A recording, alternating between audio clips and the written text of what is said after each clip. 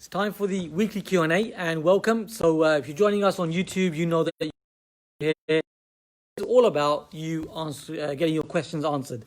So these are questions from our Premier Property community, and I've got a number of questions there, and I'm going to jump straight into Vinu's question. So Vinu is asking, after some advice on letting agents, on how to deal with lettings. So Vinu is putting his main home for lettings into a management company for himself, a limited company. And this is my first letting via limited company, says Vinu. So just wondering, do I need to be certified or have particular qualifications to let the property via a limited company? He's pointing out that he's got the EPCs, electrics, gas, documents and so on, so that's all sorted. So Vinu, that's a really good question. Now, one thing is this: you a lettings company. Now, in this instance, you're doing this for yourself, so that's okay. So it's your own company for your own portfolio, so that's fine. And the thing is that you have letting agents, and you also have managing agents. Now, in your instance, it's a little bit unique because it's just you with you, which is great. However, let's say you had third-party clients where you was doing this for as well, where you was actually letting their property. So if you are a letting agent, you need accreditations. You need specific accreditations that you need to be part of, mandatory, and some of them are discretionary. So mandatory, you're going to have to be part of a redress scheme. So there's a number of them out there, and it's a fact that you need to be part of. And you have further accreditation such as ARLA, ARLA for letting agents and so on, which shows more professionalism. However, how about if you are a managing agent? Now, here you just had a key shift from a letting agent to a managing agent. If you are a managing agent, not a letting agent, you don't need any of those accreditations. So, I suppose the question really you want to be asking yourself is, are you a letting agent or are you a managing agent? And by being the managing agent, of course, as I've explained, you don't need any of those accreditations. You can manage. So be crystal clear of that. What are you actually doing? Letting agents or managing agent? Easy way, of course, is the managing agent. Hope that answers your question. Nice and simple. And this is how it is, isn't it? Questions seem complicated, but actually, the answers for them usually are pretty simple, but not simplistic, of course. So these are things that we can work on. Okay, so question being asked here by our lovely Lorna Rowland, asking a very specific question, very technical, and that's great. In our Premier Property community, and the question is all around buy-to-lets and the green the new green grant, even the green grant where you're able to get money from the government basically to make sure that you've got energy efficiency in your properties.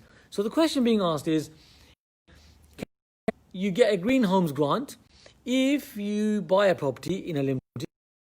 Now, to be fair, I had to sort of really look into this one, and one of the things is, I don't pretend to know the answers for everything, and this is exactly how it works. So as a property owner, you know many of the questions and you can answer them, and you have access to people around the power team, which I suggest you can of course build as well if you haven't already. Then build that power team where you can get your questions answered. Lorna's question, so jump back into Lorna's question, and that is all about, it depends on what it is. So if it's installation on walls, you can make an application per person. If it's additional things like windows and doors, lost cavity, solid floors, low carbon heat, the answer is yes. You can do that. So do check in on that. There is actually a support line all to do with energy advice, because this is all new realms. So you can check in on the Simple Energy Advice support line. Simple Energy Advice support line is a great source to get even further information. yes, you can. So that's Lornas Question there. Next up, we have Taiyo. So we've got Taiyo over here. So I haven't seen you for a while, Taiyo. So by the way, if you're here, give us a quick wave. Good to know that you're here watching this live. And if you're on YouTube, you can subscribe to this channel if you haven't already. So let's discuss this. So Taiyo's question is it possible to put 20% deposit on a buy-to-let and to replace the income and eventually become a replace the income and eventually pass it to a family member? So Taiyo's question, to be clear, is it possible to put 20% deposit on a 5%? Well, Taiyo, you know that I can't give you financial advice, but what we are doing is this. So right now, what we're finding, there are lenders back in the market where you can get 75%. There are also lenders where you can get 85%. They are back. Now, niche lenders, one that we looked at recently is Vida Home Loans. So, like I say, no mortgage advice because I'm not a mortgage advisor or a financial advisor of any kind. I'm just sharing with you what we are actually doing. So, 75, 80, 85% is back. However, at Premium Property, we are definitely up 75% loan to value because you're active and at the same time you're being safer and you're not over leveraging. So that's what we do, and you can always find the money, and it kind of focuses your energy on making sure that you're doing the right thing. So that's my personal view, and 75, 80, 85%, like I say, just to summarize, is back. Great question, Taiyo. It's constantly changing, this property world. And, of course, I'm just sharing with you what we're actually doing at Premier Property. Joining us here, if you haven't subscribed, click on that bell icon and subscribe. If you're joining us now, my name's Cam. If you're joining us for the first time, I'm the founder of Premier Property. And many of you, we know and we trust each other. So let's move forward and answer another question. So this is from, it's actually from Ange. Ange is asking, if a portfolio of single buy-to-lets to replace income and eventually pass it on to family members, what's the best way to hold these in a single limited company, variety limited company, personal name, or should it be a mixture? Or is it something completely different? So Angie's asking all about, what do you do to create your legacy? What vehicle do you use? Now, there's a number of vehicles. Now, on this occasion, there's no tax advice. Again, I'm sharing with you my opinion on how we're doing this. So one of the ways that I love is that over a period of time, it's going to happen because you're using the ways of doing this correctly, you're active investors. And what you'll find is that over a period of time, your properties will become very low geared because your property prices have gone up. You might have added some value in them as well. And over the medium term, you find that you've got very little loan to value. However, you got a nice equity in the property. So, you got low borrowing on that property. So what you can do, and this is something that we're working towards at Premier Property, because we're active. So we use that leverage on a consistent basis to do even more. However, the game plan. So the game plan is to get some properties that are now then unencumbered. So you got no loan on them.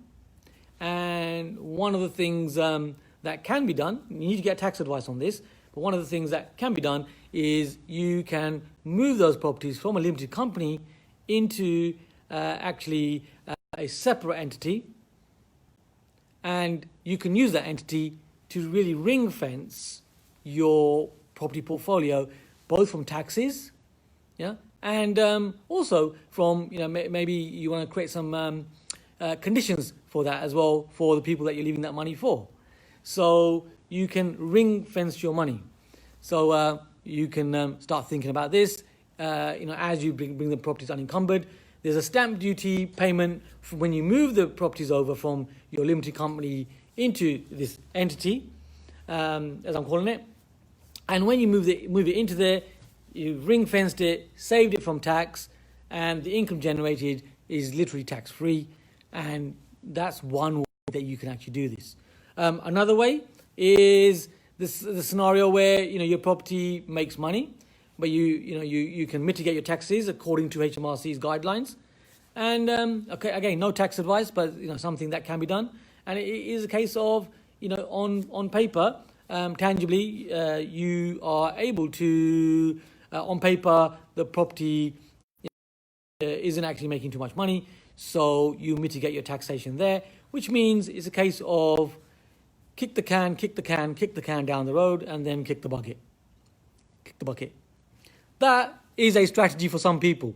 So another way of thinking, something different, that can also be done as well.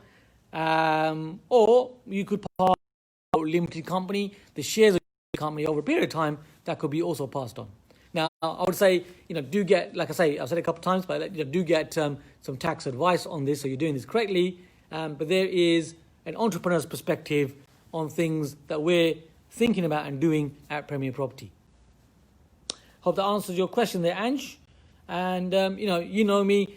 Just connect with me if you need any contacts and so on. Just email me or text me. You got my number, and over some contacts for you that can share even more depth with you. Some good questions today. So if you're enjoying this, you can subscribe here, and I will see you same place, same time next week to answer some more of your questions. It's Kam Dovedi at Premier Property, helping you to take your property investing to the next level. I'll see you soon.